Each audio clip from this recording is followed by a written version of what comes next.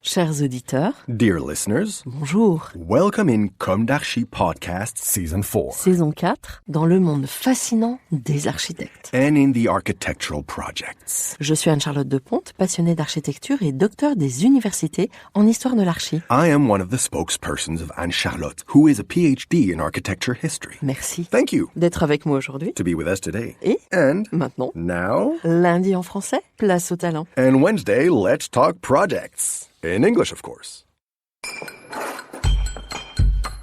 Bienvenue dans Comme d'Archi.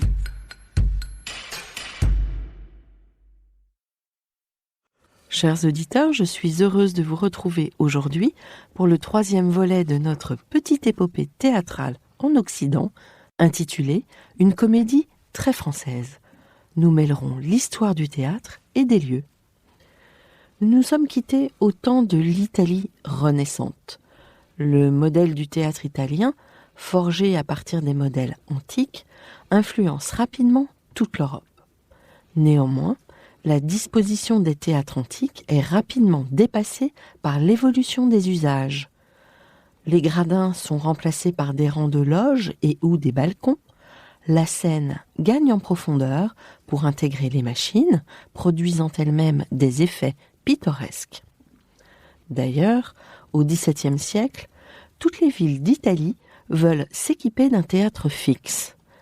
À part le théâtre de Saint-Charles à Naples ou encore celui de Bologne, datant des années 1760, les anciens théâtres italiens ne présentent pas encore les standards du théâtre moderne.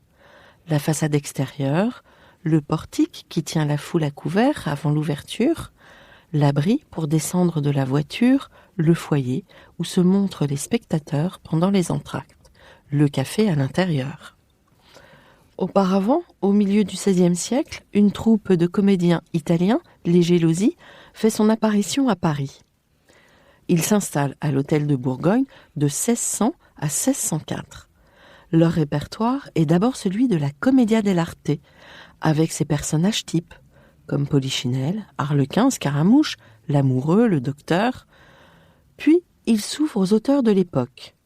Leur liberté de jeu, de ton, ainsi que leur gestuelle, rythmée par des chants, de la danse et des mimes, la présence de femmes sur la scène choque beaucoup, mais plaît aussi. Ils tombent en disgrâce en 1697, puis reviennent en 1716 sous la protection du duc d'Orléans. Auparavant, toujours en France, un fait important transforme ou prépare le terrain de la théâtralité. En 1548, un arrêt du Parlement de Paris interdit le mélange des registres sacrés et profanes. Désormais, les cérémonies catholiques et représentations scéniques ne rimeront plus, ce qui marque la fin du théâtre hérité du Moyen-Âge. Les anciennes et habituelles confréries d'amateurs se mettent à louer des salles de théâtre aux rares professionnels implantés. En 1634, Paris n'en compte que 2, dont le théâtre du Marais. En 1641, 3. Richelieu dote son palais cardinal d'un théâtre très vite rebaptisé le Palais Royal. C'est dans cette salle, maintes fois remaniée, que Molière prend ses quartiers, pour ce qui deviendra la grande institution de la comédie française. Fondée par le roi Soleil au lendemain de la mort de Molière, la plus ancienne et la plus illustre institution théâtrale est toujours en activité aujourd'hui. Mais la maison de Molière aura connu plusieurs adresses avant de poser ses valises salle Richelieu il y a plus de 230 ans, en 1799 exactement. Tout d'abord, le théâtre provisoire installé dans la salle des Cariatides au Louvre, ex-salle des Gardes, puis la salle du Petit Bourbon en face du Louvre, pour investir ensuite la salle du Palais Royal, puis le théâtre Guénégaud. De la réunion des 2 troupes de l'hôtel de Bourgogne et de l'hôtel Guénégaud naît la Comédie Française. Mais alors, trop près du collège des 4 Nations, elle s'installe rue de l'Ancienne Comédie, puis revient aux Tuileries, pour enfin atterrir dans la toute neuve salle Richelieu après la Révolution. Ainsi, pas de théâtre sans un certain nomadisme, car il faut attendre la fin du XVIIIe pour voir la salle Richelieu sortir de terre au sein du Palais Royal. Elle est construite de 1786 à 1790 par l'architecte Victor Louis. Elle subit de nombreuses transformations afin de s'adapter à l'évolution des besoins, accueil des spectateurs, illusions scéniques, administration de l'institution. La superficie du théâtre originel est 2 fois moins importante qu'aujourd'hui. Afin de gagner en capacité d'accueil, Victor Louis innove en concevant au rez-de-chaussée un hall d'accueil de forme arrondie situé sous la salle, laquelle vient en quelque sorte chapeauter le hall. Après l'avoir dessiné pour le théâtre de Bordeaux, Victor Louis reprend le modèle de théâtre à l'étage pour la nouvelle salle Richelieu. L'actuel escalier d'honneur est ajouté par Prosper Chabrol, qui agrandit le théâtre entre 1860 et 1864. À l'extérieur, il fait aussi détruire des maisons, jouxtant le théâtre, qui donnent sur la rue Saint-Honoré, et ce, afin de construire l'aile sud de la Comédie Française, qui abrite notamment le foyer des artistes et la salle du comité. La salle Richelieu est entourée d'une galerie couverte, en partie bordée de boutiques, d'où les 3 entrées qui mènent au vestibule. La façade principale, vers la rue de Richelieu, présente un péristyle formé par des piliers d'ordre dorique. Une autre façade, en partie tournée vers la rue de Montpensier et en partie rattachée au Palais Royal, présente une série d'arcades reposant sur des piliers carrés et se poursuivant autour du bâtiment, formant ainsi la galerie couverte. Le vestibule est de forme elliptique et le plafond, qui repose sur 2 rangées de colonnes doriques, cannelées, placées concentriquement, est orné de sculptures. Au centre se trouve une belle statue en marbre de Voltaire. En 1900, un incendie détruit une grande partie de la décoration des années 1860.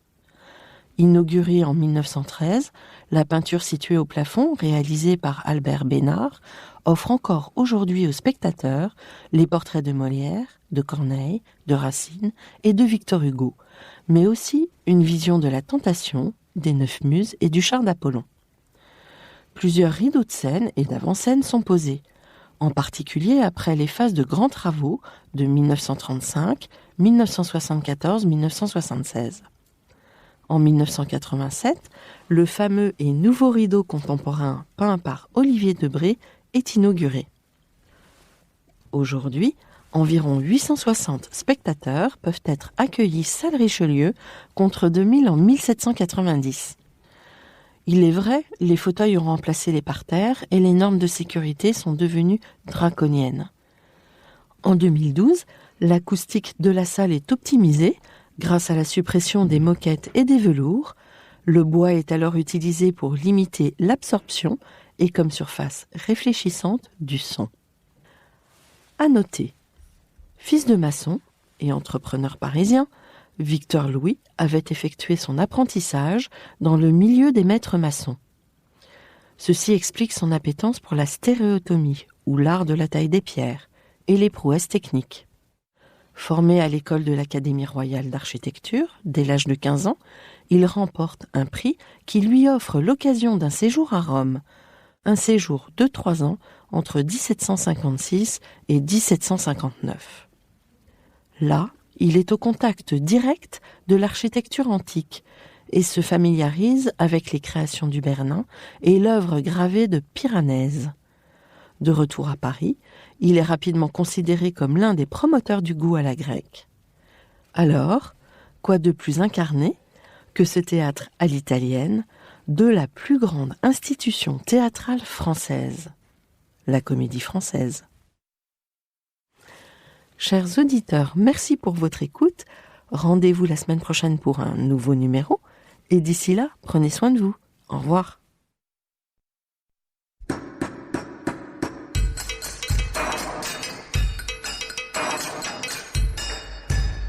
Chers auditeurs, merci pour votre écoute. Merci à Julien Rebourg, réalisateur, qui nous accompagne sur la partie son. N'oubliez pas de retrouver nos sujets en avant-première sur Instagram à l'adresse @comdarchipodcast.